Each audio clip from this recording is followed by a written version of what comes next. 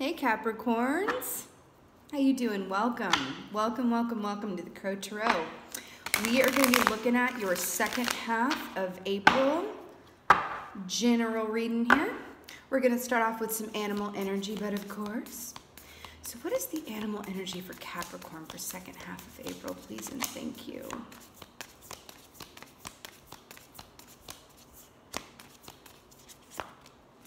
All right, what do we got?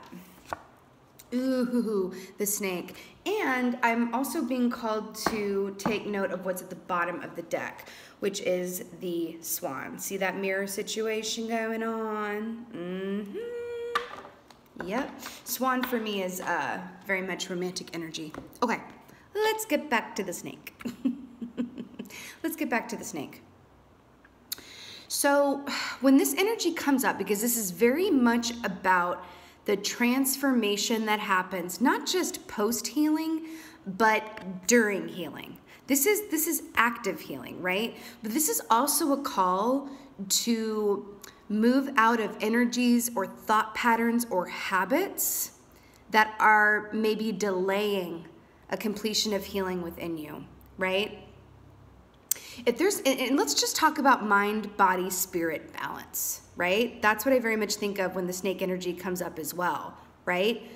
And asking ourselves, am I giving due time, credence, and effort to my mind and my physical body and my spirit, right?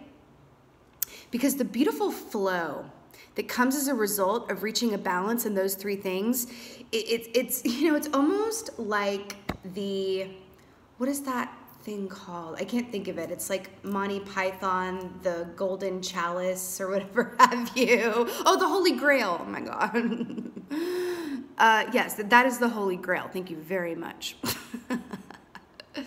But this is really about, it may be time that you have needed to take some healing and now you're being called to really just move forth out of that. Because sometimes when this comes up as well, like the snake, when it sheds its skin is when it's at its most vulnerable to predators, right? That's why it goes and it finds a nice, you know, in between the rocks a lot of the times. If you watch, you know, nature shows or Snake City, I love the show Snake City.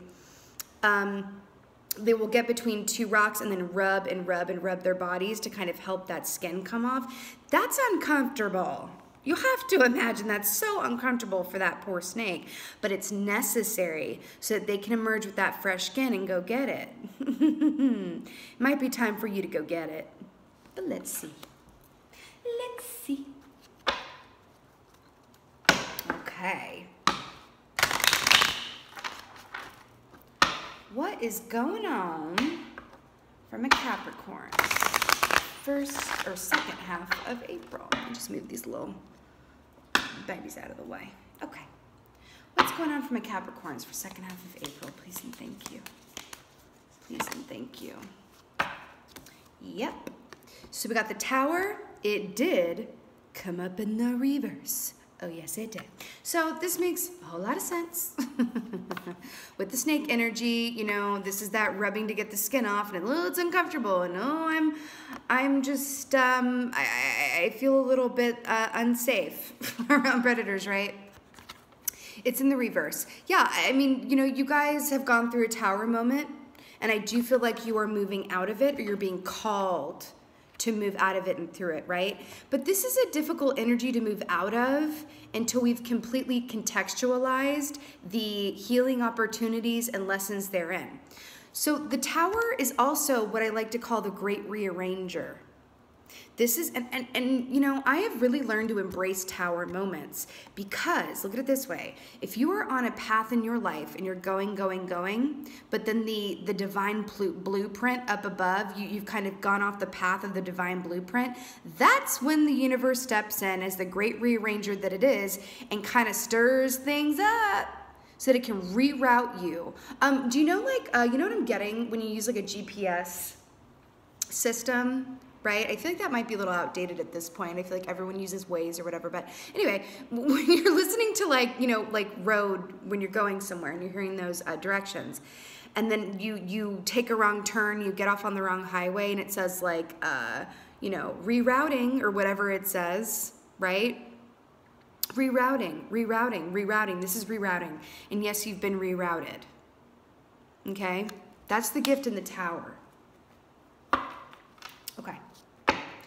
Let's see what else is going on for my Capricorns. Second half of April, please and thank you. 10 of Swords. A complete and full ending, full stop. Period. No ellipses, a period. Right? But here's what I love about that. I mean, you guys are going through some stuff. I mean, I'm not even gonna play. You got the Snake and you got the Tower in reverse and you got the 10 of Swords. But, you know, I'm called to also point out the gift in this as well, which is that, see these swords piercing this poor little crow baby here? And then imagine the blood that seeps out of the crow and into the earth, and from that will emerge new life and new opportunities, right? Nobody wants 9.5 swords. It's like Sonnet 90 from Shakespeare. It's like, bring it on all at once so that I can get it over with and then move on, right? Nobody wants the 9.5 swords where you're waiting for the other half of that final sword to hit. Now that's an uncomfortable place to be. You know, the Snake, also notice the circle here, right? About completion, right? And this very much feels like, you know, this is major. This is major, Capricorns. You're definitely going through ending certain things, aspects, relationships, dynamics, could be even thought patterns or habitual patterns on your part, and being called to move into, you know, shed that skin fully. Don't leave any dead skin hanging on there, right? Yeah. 5 of Cups. 5 of Cups. Okay, y'all are going through it a little bit. That's okay. 5 of Cups. You know, for me, this is very much about having certain expectations around an outcome and the disappointment that leads to when we're holding very tightly onto expectations. This is what comes to help us learn and master the truth that expectations are limitations. That's why this comes in here. I do feel like there's disappointment here. I do. But I also feel like it's in your divine and best interest. I don't always feel that way. Like, I'm not just saying that. Like, that's very much what this feels like. You know, they're drawing my attention to something. How these are lining up, do you see how this crow is kind of lamenting, looking at, so you guys could be mourning an ending of something. Maybe having to walk away from a person or a job or a dynamic. Yeah. Again, I keep going back to that dead skin off the Snake. It's like a removal of that old skin. Okay, let's get a clarifier for this Tower in reverse here for my Capricorns. Yes, yes, Queen. The Empress. The Empress. Divine feminine energy here. Abso-freaking-lutely. So the fact that this is keying up with the Tower in reverse, I feel like a good number of you have handled this Tower with maybe even amount of grace and ease that may have even surprised you a little bit. And I feel like the divine has literally been holding you up during this Tower moment, or it could even have been a series of Tower moments, because it is in the reverse, right? That has led you to be in a beautiful place of receptivity and openness, thus the Empress. The Empress is the great receiver. This is the great rearranger, and this is the great receiver. You've got a major clarifying a major here. So these are things, a lot of course correction here in your path. But I feel like this Empress energy here, and you know, let's just point this out real quick. We are in a 3-year right now. And what it means, how a 3-year, you know, manifests is when it's really good, it's real good, right? Living in your own Disney musical good, right? And when it's not good, it's really not good. Right? That's what this year is about. Extremes, highs and lows. So it's even more important to think about your mind, body, spirit balance, right? 3, mind, body, spirit, number 3 here.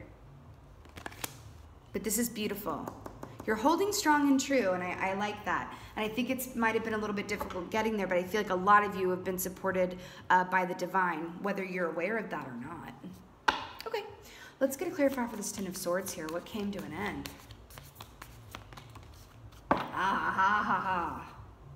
4 of Pentacles. So for me, this is an act of stillness.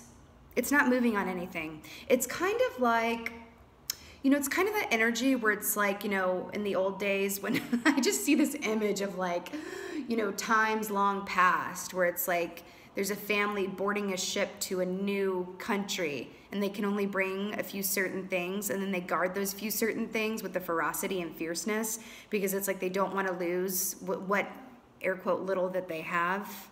Right? This can also be protective about what you have, but this also is, it's, you know, when this is in the reverse, it's like a release and surrender, right? But this can be holding on so tightly because there's a fear of loss at the root of it, and that's come to an end. So I think whatever you were holding on to really tightly, and this could be expectations around a certain outcome, dealing with a person, situation, job, whatever have you, right? And I think that you have reached a place, or will be reaching a place of surrender. Surrender. And oh my God, the snake, how you're going to be healed so beautifully through that, right? I love it. It's coming full circle too in some ways because they keep drawing my attention to these circles here, right?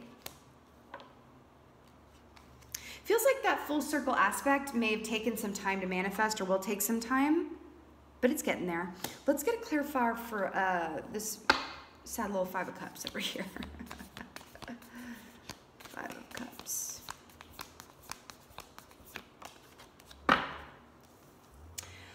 5 of Cups to the 7 of Cups. Let's talk about this. Okay. So if this is some sorrow, right? Over our expectations not being met, right? This is not exactly knowing what to do to move forward from there. You know, this can really denote that you really had your heart set on something or someone, and it just did not go exactly the way that you would have desired, right? And it's kind of, you may even, for some of you, and I'm hearing that some of you might be teachers or counselors or in a position of giving advice to others. I just heard that for a handful of you. You might be questioning what you know.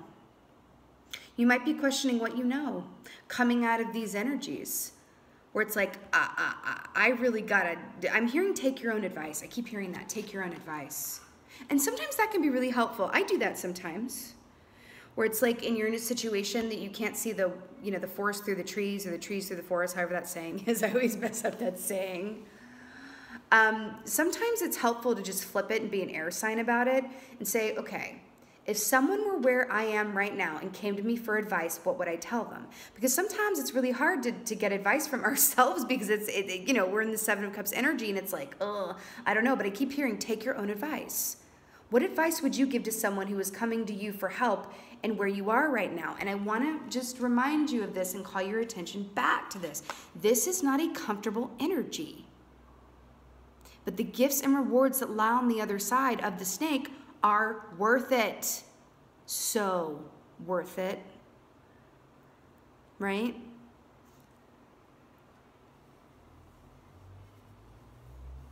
I actually feel like this is you right now too, biting your own tail. Do you ever see like a little dog or something who chases its own tail around and around and around and around and around? This is kind of what it feels like. And you know, a beautiful way to move out of this, you know, 7 of Cups energy, it's going to be different for everyone. But at the end of the day, alone time, quiet, and ask for divine assistance, right? So it feels like you guys are focusing a lot on something. It's like that Eye of Sauron that I like to talk about from Lord of the Rings. It feels like your Eye of Sauron has been on a very fixed point for a considerable amount of time.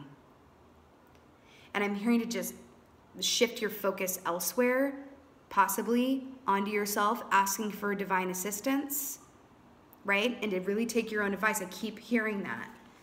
Ask yourself, what advice would you give to someone who's where you are right now, moving through these energies? What advice would you give them? I will say this Tower energy, because it was clarified by the Empress, some of this rearranging and change could have been on a home front or a relationship front, okay? Because the Empress is about stability, right? Stability and receptivity. Let's get an oracle for you guys. I'm hearing to get this one. Let's get an oracle for my Capricorns.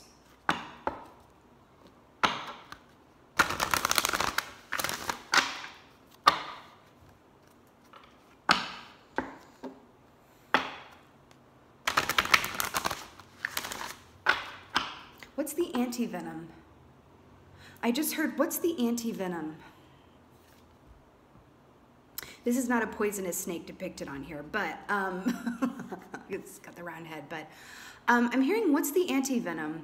There's always something, whether it's an activity that we partake in or people that we surround ourselves with, whatever have you, that always just kind of click us into that energy of just happiness and feeling better. I'm hearing, do what you need to do right now to comfort and nurture yourself through this time and change. What's your antivenom? Right? What's your antivenom? For me, it's RuPaul's Drag Race. I cannot watch RuPaul's Drag Race and feel some type of way other than just really blissful and cheery. What's your antivenom? Okay, let's get an oracle here. Let's get an oracle here. Ooh, it took all of 2 seconds. We got innocence here. Tell me, my darling Capricorns, what does this remind you of in the tarot? Kind of looks like 6 of Cups to me. Yep. Yeah, I do feel like for a lot of you, this has to do with interpersonal relationships, could very well be romantic for some of you. Innocence, right? Look at these little baby children, okay? They have no idea what it is to be disappointed in love. No freaking idea, right? And you may be being called right now to, maybe your antivenom lies in activities that you did as a child that brought you a lot of joy. What did you love to do as a child? When there were no bells being rung for your attention, or there was no need to keep time, where you were just able to lose track and just, you look up and all these hours have passed because you're just in that vortex energy, right? So perhaps your antivenom really does come through the form of something that you love to do as a child and or a person that's around you. I do feel like for a few of you, and I feel like this is only for a few of you, I feel like there is someone, a romantic partner or prospect who either has deeper feelings for you than they're letting on, or they're kind of in the background and maybe wanting your attention coming up here. Because I keep getting this feeling here where it's like, look at me, see me, I'm right here, for a few of you, okay? But I feel like the overall message of this is to really connect back in with that childlike sense of wonder, right? Be Alice in Wonderland, go down the rabbit hole, lose track of time. I feel like that's gonna be your antivenom, okay? All right, my lovely Capricorns. This was your general reading for second half of April. I really hope that this was of help to you and resonated with you. If it was and it did, please let me know in the comments below. I would love that. I know that this is a little intense, but it's all for a beautiful and greater reason. Hold on to the faith of that, right? Be the snake right now. Find your antivenom, okay? And with that being said, thank you so much for being here, Capricorns. Thank you for watching. I appreciate every single one of you. Every single of you, I appreciate you so much. And lastly, just thank you. Thank you for being you. And be well. Until next time.